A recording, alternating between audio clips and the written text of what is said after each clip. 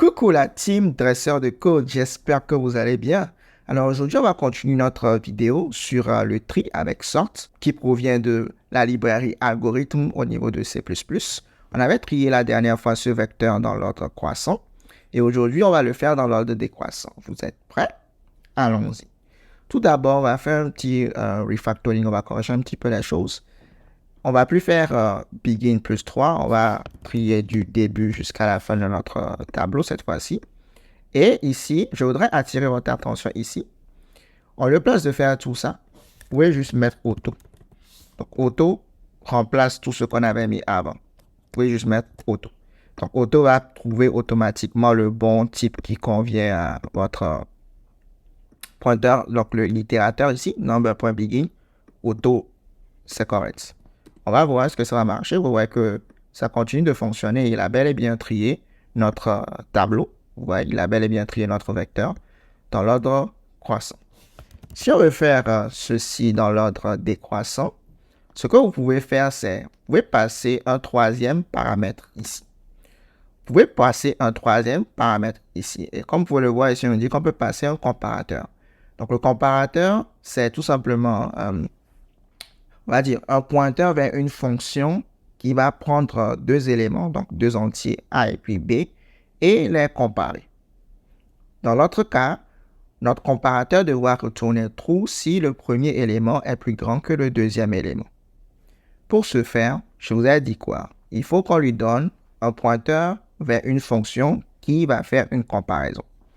On va déjà déclarer cette fonction. Donc, je vais mettre ici int comparateur, ou un comparator, par exemple. Et puis, je vais lui passer A et je vais lui passer B. Comme ça. Très bien. Donc, notre comparateur ne doit pas retourner un entier. Il doit retourner déjà un booléen. Il doit retourner un booléen parce que notre comparateur, son but, c'est de dire que A est supérieur à B. Donc, lorsque A est supérieur à B, on est en train de trier dans l'ordre décroissant, donc il doit nous retourner true. Donc, c'est pour ça qu'il a mis bool finalement ici. Maintenant, ce que vous pouvez faire, c'est venir ici et puis passer directement un pointeur vers comparator. Dès que vous faites ça, passez un pointeur vers comparator. Start saura que, OK, il faut qu'il aille retrouver comparator pour pouvoir trier correctement. Là, je vais venir faire ça. Et puis, hop, vous voyez qu'il a bel et bien trié dans l'ordre décroissant. OK? Excellent. Si vous voulez, vous pouvez mettre ceci dans une variable au préalable, dans une variable de type pointeur avec fonction, et puis l'utiliser. Donc, pour ce faire, je peux venir ici. Là, on a dit que c'est une variable de type pointeur. Donc, quand vous voulez déclarer une variable de type pointeur, vous faites comme ceci, donc ça, étoile. Et puis, je vais mettre comparator pointer. Maintenant, ensuite, ça, c'est notre variable. C'est une variable pointeur de type fonction. Donc, on va mettre le type de retour. On va mettre les types de paramètres. Donc, c'est deux entiers, A et puis B. Puis ensuite, on va dire, OK, on va passer notre pointeur vers fonction là. Là, je peux faire ça, OK, comme ceci. Et c'est bon. Donc, au lieu de place de ceci, je peux utiliser plutôt ceci. Je mets ça. OK. Et pourquoi pas au lieu de 15, je vais mettre ici 19. On va relancer. On va voir que ça va fonctionner toujours. Ouais, ça ne marche pas. Autant pour moi, je ne dois plus mettre ceci parce que c'est déjà un pointeur. Je relance. Et voilà, ça marche. Excellent. Maintenant, on a vu deux façons. On va voir une troisième façon. La troisième façon, c'est d'utiliser des foncteurs. Donc, foncteur, c'est un objet qui redéfinit l'opérateur entre parenthèses qui est d'appel de fonction. Pour ce faire, vous avez, là je vous ai dit, le foncteur, c'est un objet qui redéfinit l'opérateur entre parenthèses, c'est-à-dire l'opérateur d'appel de fonction. Donc là, déjà, ce qu'on peut faire, c'est on va utiliser les structs. Donc, les structs permettent de créer aussi des objets au niveau de C++. Donc, struct, je vais mettre ici comparator struct. comme ceci. OK? Maintenant, je vais mettre point virgule, je ne vais pas oublier, je vais maintenant mettre mon opérateur. Donc, opérateur, donc bool, et je vais mettre opérateur, comme ceci. OK? Et puis, je vais faire ça, comme ça. Donc, mon opérateur, je vais prendre deux variables A et puis B.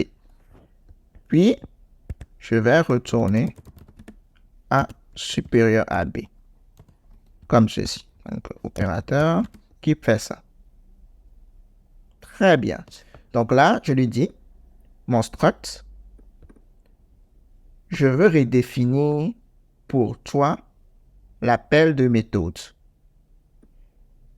Je vais prendre en paramètre 2 entiers et tu vas me retourner est-ce que A est supérieur à B. Si A est supérieur à B, tu vas me retourner true. Donc là, je viens de définir un struct qui redéfinit l'appel de méthode, l'opérateur, parenthèse ouvrante fermante, donc l'appel de méthode. Maintenant, ce que je peux faire, c'est, je vais venir là et appeler comparator struct comme ça. OK. Et puis, je vais l'appel de méthode.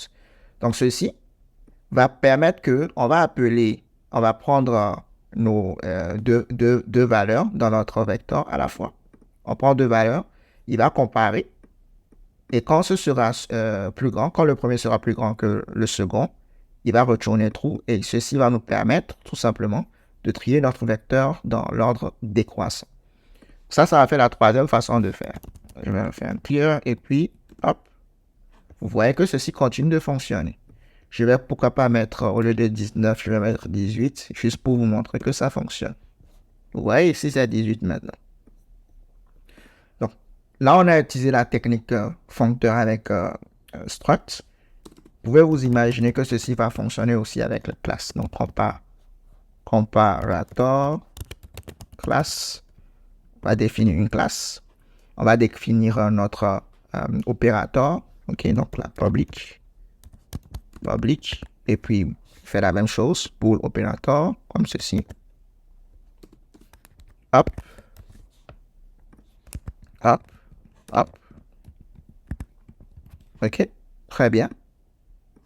Maintenant, je peux venir faire quoi? Je peux, au lieu de comparator struct, je vais créer une instance. Donc, je passe par ça. Et ça, je fais comme ceci. Donc, ici, ce n'est pas le constructeur que j'appelle, parce qu'un constructeur n'a pas de type de retour, attention. Là, c'est bel et bien l'opérateur qui sera appelé, parce que l'opérateur a besoin d'un type de retour, et c'est ce dont notre sort a besoin. Vous allez voir que ceci également va fonctionner. Vous voyez, ça fonctionne. Et je vais pourquoi pas mettre 30 ici, pour s'assurer que c'est bel et bien correct. 30 au lieu de 18. Excellent. Alors là, on a pu passer un foncteur. On a déjà trois techniques. On a pris comparateur de type A avec fonction ici. Et puis on est passé par le pointeur. On est passé par le struct via le foncteur. On est passé par la classe via le foncteur operator. Et on va aussi faire quoi? On va utiliser quelque chose qui existe déjà au fait. Vous n'êtes pas obligé à chaque fois de créer quelque chose manuellement. Il existe en réalité au niveau de std. Déjà, il existe le foncteur greeter. Donc, greeter. Donc, greeter, c'est déjà un foncteur qui fait quelque chose de ce genre. Quelque chose de ce genre. C'est un foncteur. Je ne pourrais pas l'appeler comme ceci. Donc, toujours les parenthèses. Donc, greeter, ceci, il fait réellement, OK, il fait réellement quelque chose de ce genre. Donc, c'est comme un foncteur quelque part qui fait déjà quelque chose de ce genre. Donc là, je vais juste venir là, au lieu de 30, je vais mettre pourquoi pas 50, il y a 350.